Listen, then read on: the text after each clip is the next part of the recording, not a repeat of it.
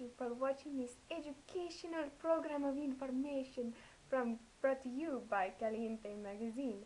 You have 10 minutes left until the new year. 'Cause that's the deadline night, and no one's gonna save you from the beat about to strike. You know it's deadline night. You're fighting for your life inside up together. Deadline night, 'cause I can tell you more than any good would ever try. Their problems are their problems. Africa attacked Europe, and we got involved. Europe is strong enough to fight back. Why should we have sent our young men overseas to fight for a cause that is not one of America? Our soldiers should worry about protecting us, not bringing war. Americans, we do not rule the world and should not act like it. Meddling in other countries' affairs is crossing the line. They'll settle their conflicts without our help. Hopefully, we won't do this again in the future. Say goodbye to vinyl, LPS, and cassette tapes. We're going to talk about number 2, CDs. The 8-track slowly lost popularity over the past decade, and because CDs lacked the hits that was common in tapes and radios. This one geek guy, he was telling me about his first experience for the CD. I'm going to read you his story. I had an audiophile friend at the time. I remember going to his house to hear one of the first CDs before they were released to the public, you know what I'm saying? He paid well over $1,000 for his player. He put in a CD, he cranked up that volume, and he hit that play button, but nothing happened. It was a long time. We stood there looking.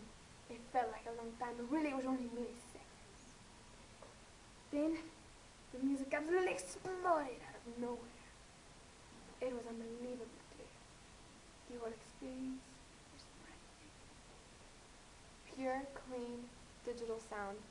No more dust, scratches, stretch, heat, or motor problems. You could put a CD in the dishwasher if you wanted to. I wouldn't recommend it, but I hear it's really fun, so yeah. The beginning of this decade was very sad with the loss of Beatles member John Lennon, who was shot outside of his apartment.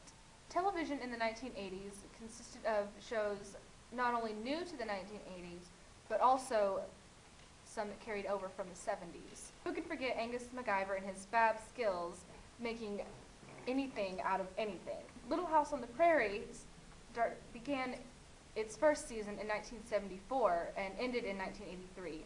Another show that started in the 70s and carried on for 10 seasons was Happy Days. In 1988, Bush, the vice president of Reagan, did not like Michael Dukakis and thought that his governorship was unsafe. So he made this commercial to explain one of his more dangerous policies. As governor, Michael Dukakis vetoed mandatory sentences for drug dealers. He vetoed the death penalty. His revolving door prison policy gave weekend furloughs to first-degree murderers not eligible for parole. While out, many committed other crimes like kidnapping and rape, and many are still at large. Now Michael Dukakis says he wants to do for America what he's done for Massachusetts. America can't afford that risk. Dukakis, however, thought that he did very well as governor of Minnesota. So, he made this commercial to explain all the improvements that he made in his state. Turned around a 10-year economic slide and created a boom that has made Massachusetts one of the hottest economies in the country. He brought people together, created over 400,000 jobs, and pushed personal income to the highest levels in the nation. He erased a massive deficit, balanced 10 budgets in a row, and cut taxes 5 times. It wasn't a miracle. It was leadership. 1980 brought the launching of MTV, and many of the popular artists that were played on MTV were Bon Jovi, the Go-Go's, Paula Abdul, Guns N' Roses, George Michael, and Van Halen.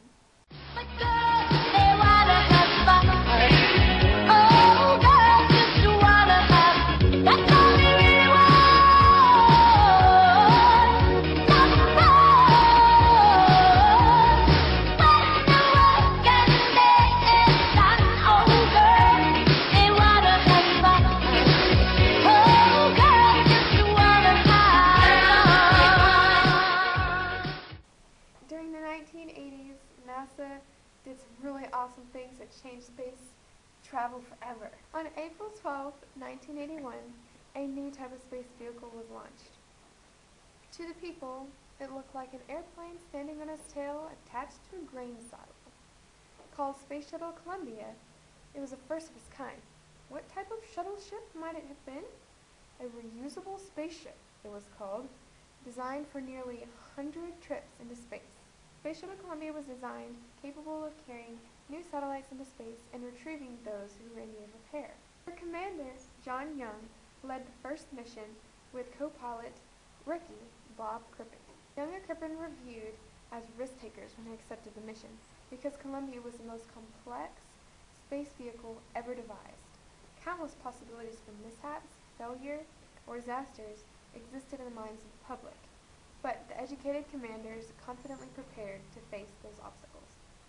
Miraculously, the launch was flawless. The mission ended successfully on April 14th and with a perfect landing at the desert runway at California Edwards Air Force Base. After landing, Young declared, "We're really not too far, the human race isn't, from going to the stars." Later in 1981, Columbia launched for a second mission. In 1982, Columbia completed 3 more successful missions. The 5th flight was her first operational mission, and Columbia was then inaugurated as a satellite launcher, leaving 2 commercial communications satellites in Earth's orbit. In 1984, astronauts Pinky Nelson and Ox Van Hoffen used jetpacks called manned maneuvering units to become the first on-site satellite repairers. The key to faking out the parents is the clammy hands. It's a good non-specific symptom. I'm a big believer in it. A lot of people will tell you that a good phony fever is a dead lie. But you get a nervous mother, you could wind up in a doctor's office. That's worse than school.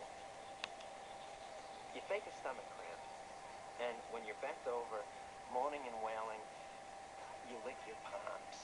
It's a little childish and stupid, but then so is high school. Adler? Here. Anderson? Anderson? Here. Bueller?